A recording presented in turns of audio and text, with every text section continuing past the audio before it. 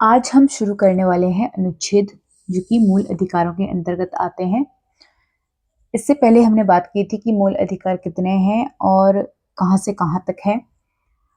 अगर हम मूल अधिकारों की बात करें, जो शुरुआत होती है वो वैसे 14 से शुरू होते हैं, जो कि समानता के अधिकार से शुरू होते हैं, लेकिन उससे पहले जो है वो 12 और 13 अनुच्छेद भी दिए गए हैं। तो अनुच्छेद 12 और अनुच्छेद 13 में किस बारे में बात की गई है उसे हम आज समझेंगे। अनुच्छेद 12 की अगर हम बात करें तो अनुच्छेद 12 बताता है राज्य की परिभाषा, यानी कि राज्य क्या होगा, ये बात अनुच्छेद 12 बताता है। और इसके साथ ही अनुच्छेद 12 हमें ये भी बताता है कि जो मूल अधिकार है ये राज्य के विरुद्ध दिए जाते हैं, व्यक्तियों को दिए जाते हैं और राज्य के विरुद्ध दिए जाते हैं। फिर हम बात करें अनुच्छेद 13 की, तो अनुच्छेद 13 क्या है? अनुच्छेद 13 है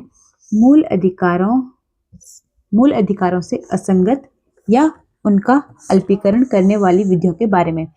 यानी कि ये पहले ही बता दिया गया है, अनुच्छेद 13 में ही बता दिया गया है कि जो इसके बाद जो अनुच्छेद 14 से 35 तक जो मूल अधिकार दिए जाएंगे, अब उसका अगर उससे असंगत या फिर उसका अल्पीकरण करने की विधि यानी कि नियम, अगर कोई भी जो है सरकार ऐसा कानून बनाती है जो कि मूल अधिकारों के लिए असंगत होता है, यानी कि जो मूल अधिकारों का विरोध करता है या फिर मूल अधिकारों को कम करता है, यानी कि मूल अधिकारों का अल्पीकरण करता है, तो उसके संबंध में प्रावधान किए जाएंगे, यानी कि न्यायालय जो है उन विधियों को पहले ही रद्द कर देगा।